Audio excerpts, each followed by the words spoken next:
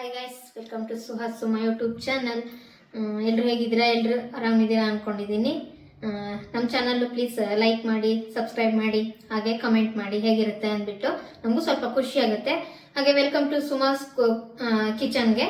ಇವತ್ತು ನಮ್ಮ ಸ್ಟೈಲಲ್ಲಿ ಗುಂಟೂರು ಚಿಕನ್ ಮಾಡ್ತಿದ್ದೀವಿ. ಅದನ್ನು ಹೆಂಗೆ ಮಾಡ್ತೀವಿ ಅನ್ನೋದನ್ನ ನಿಮಗೆ ತೋರಿಸ್ತೀನಿ, ಬನ್ನಿ. ಇವಾಗ ಅರ್ಧ kg ಚಿಕನ್ ತಗೊಂಡಿದ್ದೀನಿ. ಹಾಗೆ 2 ಸ್ಪೂನ್ ಆಗೋಷ್ಟು ಕೊತ್ತಂಬರಿ ಕಾಳು ತಗೊಂಡಿದ್ದೀನಿ. ಆಮೇಲೆ ರುಚಿಗೆ ಬೇಕಾದಷ್ಟು ಉಪ್ಪು ತಗೊಂಡಿದ್ದೀನಿ, ಕಲ್ಲು ಉಪ್ಪು. ಆಮೇಲೆ ಅಡುಗೆ ಎಣ್ಣೆ ತಗೊಂಡಿದ್ದೀನಿ. 1-2 ಮೀಡಿಯಮ್ ಸೈಜ್ ಈರುಳ್ಳಿನ ಚಿಕ್ಕದಾಗಿ ಕಟ್ ಮಾಡಿ ಇಟ್ಕೊಂಡಿದ್ದೀನಿ.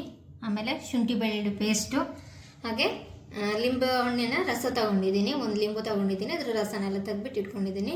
ಹಾಗೆ ಅರಿಶಿನ ಪುಡಿ, ಹಾಗೆ ಇದು ಗುಂಟೂರು ಮೆಣಸು 10 ತಗೊಂಡಿದ್ದೀನಿ. ಬಟ್ ಖಾರಕ್ಕೆ ಅನುಗುಣವಾಗಿ ನಿಮಗೆ ಎಷ್ಟು ಖಾರಕ್ಕೆ ಬೇಕೋ ಅಷ್ಟು ತಗೊಳ್ಳಿ.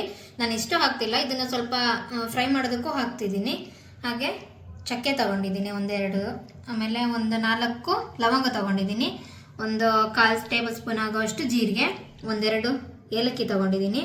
ಹಾಗೆ ಕರಿಬೇವು ತಗೊಂಡಿದ್ದೀನಿ, ಮತ್ತು ಬೆಳ್ಳುಳ್ಳಿ ತಗೊಂಡಿದ್ದೀನಿ. ಹಾಗೆ ಕಲರ್ಗೆ ಮತ್ತು ಟೇಸ್ಟಿಗೆ ಗುಂಟೂರು ಮೆಣಸು 3 ತಗೊಂಡಿದ್ದೀನಿ. ಹಾಗೆ 5 ಗೋಡಂಬಿ ತಗೊಂಡಿದ್ದೀನಿ. ಇದು ನಿಮ್ಮ ಆಪ್ಷನ್, ಬೇಕಂದರೆ ಹಾಕೋಬೋದು, ಇಲ್ಲಾಂದರೆ ಸ್ಕಿಪ್ ಮಾಡ್ಕೊಬೋದು. ನಾನು ಟೇಸ್ಟಿಗಿರಲಿ ಅಂತ ತಗೊಂಡಿದ್ದೀನಿ. ಹಾಗೆ ಅರ್ಧ ಸ್ಪೂನ್ ಆಗೋಷ್ಟು ಕಾಳುಮೆಣಸು ತಗೊಂಡಿದ್ದೀನಿ. ಇವಾಗ ಬನ್ನಿ ಮಾಡೋಣ ಹೇಗೆ. ಬನ್ನಿ ಇವಾಗ ನೆಕ್ಸ್ಟ್ ಮಸಾಲಾನ ಫ್ರೈ ಮಾಡೋಣ. ಇವಾಗ ಗ್ಯಾಸ್ ಆನ್ ಮಾಡಿದ್ದೀನಿ. ಪ್ಯಾನ್ ಸ್ವಲ್ಪ ಹೀಟ್ ಆಗಲಿ. ಇವಾಗ ಕೊತ್ತಂಬರಿ ಹಾಕ್ತಿದ್ದೀನಿ 1-2 ಸ್ಪೂನು. ನಾನು ಇವಾಗ ಅರ್ಧ kg ಚಿಕನ್ ತಗೊಂಡಿರೋದಲ್ಲ, ಅದಕ್ಕೆ ಜಾಸ್ತಿ ಏನು ಅದನ್ನು ಆ್ಯಡ್ ಮಾಡ್ತಿಲ್ಲ. ಹಾಗೆ ಅದಕ್ಕೆ 4 ಗುಂಟೂರು ಮೆಣಸು ಹಾಕ್ತಿದ್ದೀನಿ. 3 ಬ್ಯಾಡಗಿ ಮೆಣಸು ಹಾಕಿದ್ದೀನಿ. ಹಾಗೆ ಚಕ್ಕೆ, ಲವಂಗ, ಜೀರಿಗೆ ಹಾಕಿದ್ದೀನಿ. ಹಾಗೆ ಏಲಕ್ಕಿ ಹಾಕಿದ್ದೀನಿ. ಇವಾಗ ಕಾಳುಮೆಣಸು ಹಾಕ್ತಿದ್ದೀನಿ. ಇದನ್ನೆಲ್ಲ ಡ್ರೈ ರೋಸ್ಟ್ ಮಾಡ್ತಿದ್ದೀನಿ. ನಾನು ಯಾವುದೇ ಆಯಿಲ್ ಹಾಕ್ತಿಲ್ಲ, ಡ್ರೈ ರೋಸ್ಟ್ ಮಾಡ್ತಿದ್ದೀನಿ ಇವಾಗ ಇದನ್ನೆಲ್ಲ.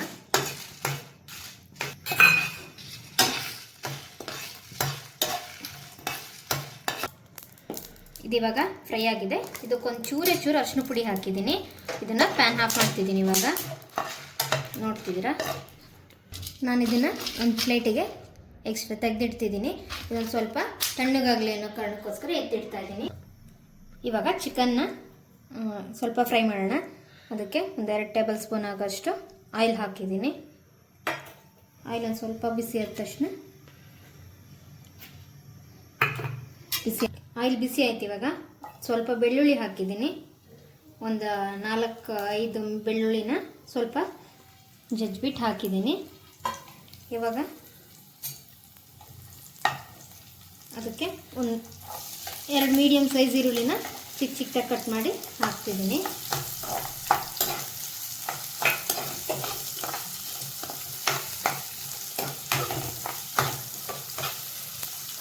ನೋಡ್ತಿದ್ದೀರಾ, ಚಿಕನ್ ಈರುಳ್ಳಿ ತುಂಬ ಸಾಫ್ಟ್ ಅಂದರೆ ಸ್ವಲ್ಪ ಕಲರ್ ಚೇಂಜಸ್ ಆಗಲಿ. ಇವಾಗ ಇದಕ್ಕೆ ಗುಂಟೂರು ಮೆಣಸು ಹಾಕ್ತಿದ್ದೀನಿ. 1-2ರಿಂದ 3 ಹಾಕಿದರೆ ಆಯಿತು. ನಿಮ್ಮ ಖಾರಕ್ಕೆ ಅನುಗುಣವಾಗಿ ನೀವು ಅದನ್ನು ಆ್ಯಡ್ ಮಾಡ್ಕೊಳ್ಳಿ. ಇವಾಗ ಇದಕ್ಕೆ ಕರಿಬೇವು ಹಾಕ್ತಿದ್ದೀನಿ. ನೋಡಿ, ನಿಮ್ಗೆ ಎಷ್ಟು ಬೇಕೋ ಟೇಸ್ಟಿಗೆ ಅಷ್ಟು ಕರಿಬೇವು ಹಾಕ್ಕೊಳ್ಳಿ. ನಾನು ಅರ್ಧ kg ಮಾಡ್ತಿದ್ದೀನಲ್ಲ, ಅದಕ್ಕೆ ಜಾಸ್ತಿ ಇದಕ್ಕೆ ಆ್ಯಡ್ ಮಾಡ್ತಿಲ್ಲ. ನೋಡಿ, ಕ್ಲೀನಾಗಿ ಸ್ವಲ್ಪ ಫ್ರೈ ಆಗಬೇಕು. ಇವಾಗ ಇದಕ್ಕೆ ಶುಂಠಿ ಬೆಳ್ಳುಳ್ಳಿ ಪೇಸ್ಟ್ನ ಆ್ಯಡ್ ಮಾಡ್ತಿದ್ದೀನಿ. 1-2 ಸ್ಪೂನ್ ಆಗೋಷ್ಟು ಶುಂಠಿ ಬೆಳ್ಳುಳ್ಳಿ ಪೇಸ್ಟ್ನ ತಗೊಂಡಿದ್ದೆ, ಇದನ್ನು ಇದಕ್ಕೆ ಆ್ಯಡ್ ಮಾಡಿದ್ದೀನಿ. ಇವಾಗ ನೋಡ್ತಿದ್ದೀರಾ, ಕ್ಲೀನಾಗಿ ಸ್ವಲ್ಪ ಫ್ರೈ ಆಗಬೇಕಿದು. ಶುಂಠಿ ಬೆಳ್ಳುಳ್ಳಿ ಪೇಸ್ಟ್ ಹಾಕಿರೋ ಘಮ ಸ್ವಲ್ಪ ಬರಬೇಕು. ಸ್ವಲ್ಪ ಈರುಳ್ಳಿ ಕಲರ್ ಚೇಂಜ್ ಆಗಿ ಸ್ವಲ್ಪ ಘಮ ಬರೋದ್ರೊಳಗೆ ಇದಕ್ಕೆ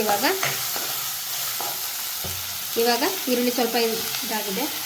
ಇವಾಗ ಚಿಕನ್ನ ಆ್ಯಡ್ ಮಾಡ್ತಿದ್ದೀನಿ. ಇದಕ್ಕೆ ಫಸ್ಟೇನು ಬೇಯಿಸಿಟ್ಕೊಬೋದು, ಬಟ್ ನಂಗೆ ಇದ್ರಲ್ಲಿ ಫ್ರೈ ಆದರೆ ಚೆನ್ನಾಗಿರುತ್ತೆ ಅಂದ್ಬಿಟ್ಟು ನಾನು ಡೈರೆಕ್ಟಾಗಿ ಫ್ರೈ ಮಾಡ್ತಿದ್ದೀನಲ್ಲ, ಇದಕ್ಕೆ ಚಿಕನನ್ನು ಹಾಕ್ತಿದ್ದೀನಿ. ನೀವು ಸ್ಕಿನ್ ಔಟ್ ತಗೊಳ್ಳಿ ಚಿಕನ್, ಯಾಕೆ ಅಂದರೆ ಸಾಫ್ಟಾಗಿ ಚೆನ್ನಾಗಾಗುತ್ತೆ ಬೇಯೋದಕ್ಕೆ. ಅದಕ್ಕೋಸ್ಕರ ನಾನು ಸ್ಕಿನ್ ಔಟ್ ತಗೊಂಡಿದ್ದೀನಿ. ಇತ್ತು ಮೂಳೆ ಸಮೇತ ಇದೆ, ಸಾಫ್ಟಾಗಿರೋದು ಮಾತ್ರ ಏನಿಲ್ಲ. ಆಮೇಲೆ ಆ ಮಸಾಲೆಗೆ ಇವಾಗ ಸ್ವಲ್ಪ ಅರಿಶಿನ ಪುಡಿ ಹಾಕಿದ್ದೀವಿ. ಇದಕ್ಕೆ ಸ್ವಲ್ಪ ಇವಾಗ ಅರಿಶಿನ ಪುಡಿನ ಹಾಕ್ತಿದ್ದೀನಿ. ಹಾಗೆ ಜೊತೆಗೆ ಕಲ್ಲುಪ್ಪು ಸಮೇತ ಹಾಕ್ತಿದ್ದೀನಿ. ರುಚಿಗೆ ಎಷ್ಟು ಬೇಕಷ್ಟು ಅಷ್ಟನ್ನು ಆ್ಯಡ್ ಮಾಡ್ತಿದ್ದೀನಿ. ಇವಾಗ ಒಂದು ಸ್ಪೂನ್ ಹಾಕಿದ್ದೀನಿ. ಈಗ ಇದನ್ನು ಕ್ಲೀನಾಗಿ ಮಿಕ್ಸ್ ಮಾಡಿಬಿಟ್ಟು ನೀರದಕ್ಕೇನು ಆ್ಯಡ್ ಮಾಡೋ ಹಾಗಿಲ್ಲ, ಯಾಕೆಂದರೆ ಇದರಲ್ಲಿರೋ ನೀರಿನ ಅಂಶನ ಬಿಟ್ಕೊಂಡು ಇದು ಚಿಕನ್ ಸ್ವಲ್ಪ ಬೇಯಬೇಕಾಗಿರುತ್ತೆ. ಅದಕ್ಕೋಸ್ಕರ ಇದಕ್ಕೆ ನೀರೇನೇನು ಆ್ಯಡ್ ಮಾಡಲ್ಲ. ಇದೊಂದು 5-10 ನಿಮಿಷ ಸೇಮ್ ಇದೆ ಲೋ ಫ್ಲೇಮಲ್ಲೇ ಚಿಕನಿಗೆ ಫ್ರೈ ಆಗಬೇಕು. ಇವಾಗ ನೀರಿನ ಅಂಶ ಬಿಟ್ಕೊಂಡ್ಮೇಲೆ ಫ್ರೈ ಆಗಿರುತ್ತೆ. ನೋಡ್ತಿದ್ದೀರಾ ಹೀಗಾಗಿದೆ. ಇವಾಗ ಅದು ಸ್ವಲ್ಪ ಒಂದು 5 ನಿಮಿಷ ಲೋ ಫ್ಲೇಮಲ್ಲಿ ಇದು ಚಿಕನ್ನ ಕ್ಲೀನಾಗಿ ಬೇಯಲಿ. ಫುಲ್ ಬೇಯೋದೇನು ಬೇಡ, ಒಂದು 70% ಬೆಂದ್ರೂ ಸಾಕು. ಆಮೇಲೆ ಮಸಾಲ ಆ್ಯಡ್ ಮಾಡಿಬಿಟ್ಟು ಮತ್ತೆ ಬೇಯಿಸೋದಿದೆ. ಇದೊಂದು 5 ನಿಮಿಷ ಹಾಗೆ ಬೇಯಲಿ. ಇವಾಗ ಮಸಾಲ ರೆಡಿ ಮಾಡೋಣ. ಇವಾಗ ಮಸಾಲ ಎಲ್ಲ ತಣ್ಣಗಾಗಿದೆ. ಇದನ್ನು ಗ್ರೈಂಡ್ ಮಾಡ್ಕೊಂಡು ಬರೋಣ. ಮಿಕ್ಸಿ ಜಾರ್ಗೆ ಹಾಕಿದ್ದೀನಿ. ಇದಕ್ಕೆ ನಾನೊಂದು 4 ಅವಾಗಲೇ ಗೋಡಂಬಿ ತಗೊಂಡಿದ್ನಲ್ಲ, ಆ ಗೋಡಂಬಿನ ಆ್ಯಡ್ ಮಾಡ್ತಿದ್ದೀನಿ. ಸ್ವಲ್ಪ ನೀರನ್ನು ಆ್ಯಡ್ ಮಾಡಿಬಿಟ್ಟು ಇವಾಗ ಫುಲ್ ಗ್ರೈಂಡ್ ಮಾಡಬೇಕು.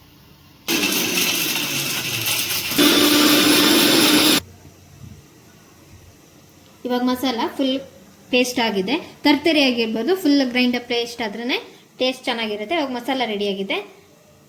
ಇವಾಗ ಲೋ ಫ್ಲೇಮಲ್ಲಿ ಒಂದು 5-10 ನಿಮಿಷ ಇದು ಚಿಕನ್ ಒಂದು 70% ಇದು ಬಾಯ್ಲ್ ಆಗಿದೆ. ಇವಾಗ ಒಂದು ಸ್ವಲ್ಪ ಇದಕ್ಕೆ ನಾವು ಆವಾಗಲೇ ಲೆಮನ್ ಜ್ಯೂಸ್ ತೆಗೆದಿಟ್ಟಿದ್ವಲ್ಲ ಅದನ್ನು ಆ್ಯಡ್ ಮಾಡ್ತಿದ್ದೀನಿ. ಆ್ಯಡ್ ಮಾಡಿಬಿಟ್ಟು ಸ್ವಲ್ಪ ಬೇಯಬೇಕಿದು. ಚೂರು ಲೆಮನ್ ಅದಕ್ಕೆ ಜ್ಯೂಸ್ ಎಲ್ಲ ಕ್ಲೀನಾಗಿ ಚಿಕನ್ಗೆ ಮ್ಯಾರಿನೇಟ್ ಆಗಬೇಕಲ್ಲ, ಹಾಗಾಗಿ ಸ್ವಲ್ಪ ಬೇಯಬೇಕು. ಒಂದು 2 ಸೆಕೆಂಡ್ ಮಿಕ್ಸ್ ಮಾಡಿಬಿಡೋಣ. ಮತ್ತು ನೋಡಿ ಮಿಕ್ಸ್ ಮಾಡಿಬಿಟ್ಟು ಇವಾಗ ಆಮೇಲೆ ಇದಕ್ಕೆ ನಾವು ಇವಾಗ ಮಾಡಿ ಇಟ್ಕೊಂಡಿರೋಂತಹ ಮಸಾಲಾನ ಆ್ಯಡ್ ಮಾಡಬೇಕಾಗುತ್ತೆ. ಇವಾಗ ಚಿಕನ್ ಆಲ್ಮೋಸ್ಟ್ ಬೆಂದಿದೆ. ಇದು ಗುಂಟೂರು ಚಿಕನ್ ಆಗಿರೋ ಕಾರಣ ನೀವು ಗುಂಟೂರು ಮೆಣಸು ಹಾಕಿದ್ರೇ ಅದಕ್ಕೆ ಟೇಸ್ಟ್ ಮತ್ತು ಫ್ಲೇವರ್ ಚೆನ್ನಾಗಿರುತ್ತೆ. ನೀವು ಮಸಾಲಾಗೂ ಅಷ್ಟೇ ಗ್ರೈಂಡ್ ಮಾಡ್ತೀವಲ್ಲ, ಅದಕ್ಕೂ ಗುಂಟೂರು ಮೆಣಸೆ, ನೀವು ಬೇರೆ ಮೆಣಸಿಗಿಂತ ಗುಂಟೂರು ಮೆಣಸು ಸ್ವಲ್ಪ ಪ್ರಿಫರ್ ಮಾಡಿದ್ರೆ ಚೆನ್ನಾಗಿರುತ್ತೆ. ಸ್ಪೈಸಿ ಆಗಿರುತ್ತೆ ತುಂಬ. ಅಂದರೆ ಆ ಗುಂಟೂರು ಮೆಣಸಲ್ಲೂ 2 ಥರ ಇರುತ್ತೆ, ಒಂದು ಚಿಕ್ಕದಾಗಿರುತ್ತೆ, ಒಂದು ಸ್ವಲ್ಪ ದೊಡ್ಡದಾಗಿರುತ್ತೆ. ಸೊ ನೀವು ಅದನ್ನು ಕರೆಕ್ಟಾಗಿ ನೋಡ್ಬಿಟ್ಟು ಹಾಕಿ. ಯಾಕೆಂದರೆ ಕೆಲವು ಮೆಣಸಲ್ಲಿ ತುಂಬ ಬೀಜ ಇರುತ್ತೆ, ಖಾರ ಇರುತ್ತೆ. ಅದರ ಅನುಗುಣವಾಗಿ ನಿಮ್ಗೆ ಎಷ್ಟು ಬೇಕೋ ಅಷ್ಟನ್ನು ಆ್ಯಡ್ ಮಾಡಿ. ಇವಾಗ ಚಿಕನ್ ಇವಾಗ 70% ಆಗಲೇ ಬೆಂದಿದೆ. ಇವಾಗ ನಾವು ಮಾಡಿಟ್ಟಿರುವಂತಹ ಮಸಾಲನ ಇದಕ್ಕೆ ಆ್ಯಡ್ ಮಾಡೋಣ.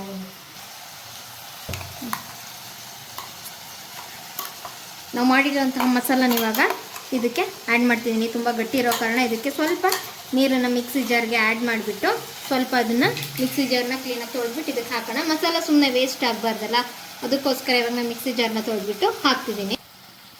ಇವಾಗ ಮಿಕ್ಸಿ ಜಾರ್ಗೆ ನೀರು ಆ್ಯಡ್ ಮಾಡಿದ್ನಲ್ಲ, ಸ್ವಲ್ಪ ಅದನ್ನು ಆ್ಯಡ್ ಮಾಡ್ತಿದ್ದೀನಿ. ಜಾಸ್ತಿ ನೀರೇನು ಹಾಕೋಂಗಿಲ್ಲ ಇದಕ್ಕೆ, ಯಾಕೆಂದರೆ ಫುಲ್ ಡ್ರೈ ಆಗಬೇಕಲ್ಲ, ಆ ಕಾರಣಕ್ಕೋಸ್ಕರ ಇದಕ್ಕೆ ನೀರನ್ನು ಜಾಸ್ತಿ ಆ್ಯಡ್ ಮಾಡೋಂಗಿಲ್ಲ.